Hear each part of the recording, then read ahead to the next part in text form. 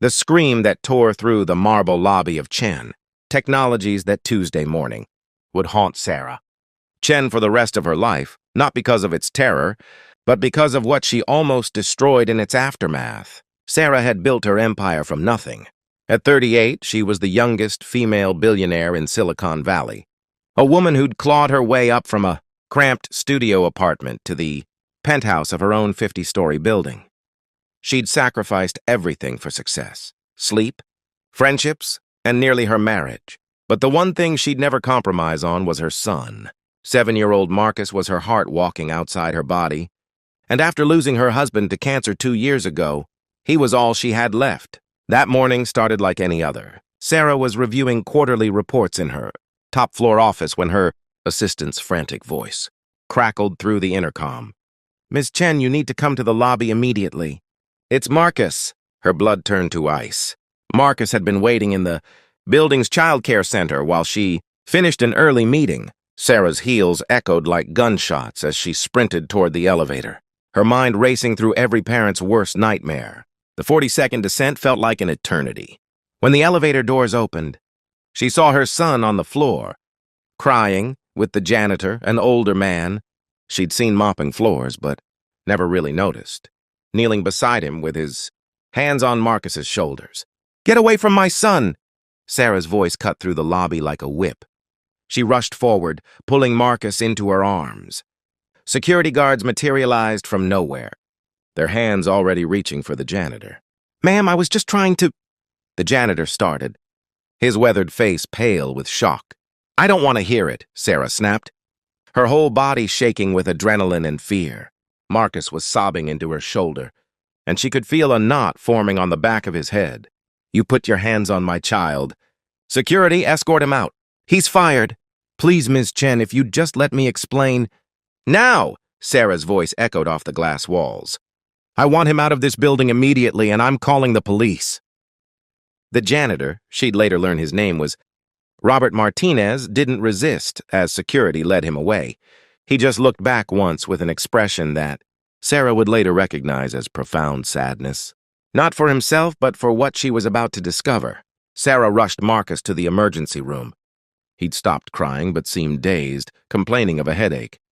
The ER doctor, a kind woman with graying hair, examined him carefully. When she felt the bump on his head, her expression shifted subtly. "Mrs. Chen, I'd like to run an MRI just to be safe." "An MRI for a bump on the head?" Sarah's heart rate spiked again. "It's likely nothing. But Marcus mentioned he's been having headaches for a few weeks. You mentioned that to the nurse, right, Marcus?" Sarah froze. "Weeks? Marcus, why didn't you tell me?" Her son looked down, his small fingers twisting together. "You were always busy, Mommy. I didn't want to bother you." The words hit Sarah like a physical blow, but she pushed the guilt aside. "Let's do the MRI." An hour later, Sarah sat in a consultation room, staring at images she couldn't fully comprehend, while the doctor explained something that turned her world upside down. "Your son has a brain aneurysm. Mrs. Chen, right here," the doctor pointed, to a bulge in one of Marcus's blood vessels. "It's small, but it's in a critical location. The bump on his head this morning, that could have ruptured it." Sarah's mouth went dry. "Could have?" "Mrs. Chen, I need to understand exactly what happened." "You said someone caught him when he fell?" Sarah's mind reeled back to the lobby. She'd been so focused on Marcus crying and the janitor's hands on him that she hadn't processed the full scene. Now, fragments returned. Marcus's small body crumpled on the marble floor, the janitor's careful positioning of his hands, the way he'd been supporting Marcus's head and neck with precise, deliberate care. "The way his head was being supported when you arrived," the doctor continued. "That kind of stabilization, it may have prevented sudden movement that could have ruptured the aneurysm. Mrs. Chen, if that had ruptured, we likely wouldn't be having this conversation. We need to schedule surgery immediately. But your son is extremely lucky to be alive." The room seemed to tilt. Sarah gripped the edge of the desk, her knuckles white. "The janitor. He saved Marcus's life?" "I can't say for certain without knowing exactly what happened. But proper neck and head stabilization after a fall with a condition like this, that's not common knowledge. That's training." Sarah's hands trembled as she pulled out her phone, calling her head of security. The janitor we removed this morning, Robert Martinez. I need his file, now. 20 minutes later, while Marcus was being prepped for surgery, Sarah sat reading a personnel file that made her feel smaller than she'd ever felt in her life. Robert Martinez, 62. Former paramedic with 30 years of service. Retired after a back injury made it impossible to continue. Took the janitorial position at Chen Technologies because his pension wasn't enough to cover his wife's Alzheimer's care. Certifications in emergency medicine, pediatric trauma, CPR instruction. There was a note from the building manager she'd never seen. Robert has assisted in 3 medical emergencies in the building. Keeps his skills current. Exemplary employee. Sarah closed her eyes, seeing the scene in the lobby again with new clarity. Marcus must have been running, dizzy from the headache caused by the aneurysm. He'd fallen. She could see the scuff marks on the marble now in her mind.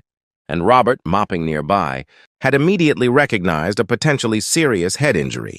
He'd stabilized Marcus's neck, kept him still, checked his pupils, all while trying to keep a frightened child calm.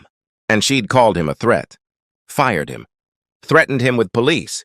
The surgery took 6 hours. Sarah sat in the waiting room, her empire forgotten, her emails ignored, every prayer she'd ever learned running through her mind. When the surgeon finally emerged, the relief that washed over her was so intense she nearly collapsed. The surgery was successful. Marcus will need time to recover, but the prognosis is excellent. Sarah broke down then, all the fear and guilt and gratitude pouring out in racking sobs. When she could finally breathe again, she had her assistant track down an address. 2 days later, Sarah stood on the porch of a modest house in a working-class neighborhood, Marcus beside her with a bandage wrapped around his head. She'd rehearsed what to say a dozen times, but when Robert Martinez opened the door, every word evaporated. "Mr. Martinez, Her voice cracked. "I'm so sorry." Robert's expression softened. "How's the boy?" "Alive, because of you." Tears streamed down Sarah's face. "The doctors said you saved his life. You stabilized his neck after the fall, and he had a brain aneurysm if he'd moved wrong." "I just did what anyone with training would do," Robert said quietly. "No," Sarah shook her head. "You did what a hero does. And I treated you like a criminal." "I can't, there's no way to—" She stopped, realizing apologies were insufficient. "Please, will you come back?" "Not as a janitor. I'm creating a position, Director of Building Safety. Full medical benefits, a salary that will cover any care your wife needs. I should have seen you before. I should have seen so many people. You taught me that." Robert looked at Marcus, who stepped forward shyly. "Thank you for saving me, Mr. Martinez." Something shifted in Robert's weathered face. "Your mama loves you very much, son. Sometimes people make mistakes when they're scared. That's just being human." Sarah realized then that Robert wasn't just teaching her about seeing people, he was teaching her about grace. 3 months later, Chen Technologies launched a new initiative. Every employee, from executives to maintenance staff, now wore name badges with their full titles and brief bios.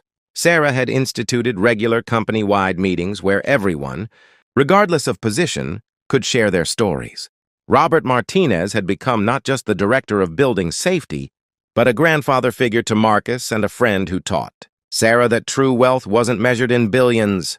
She'd learned that the people we overlook, the janitors, the security guards, the maintenance workers, aren't invisible. They're humans with histories, with skills, with hearts capable of extraordinary compassion. And sometimes, the person cleaning our floors might be the very person who saves everything we hold dear. Sarah kept a photo on her desk now, Marcus and Robert, both smiling, taken at the hospital on the day Marcus was discharged.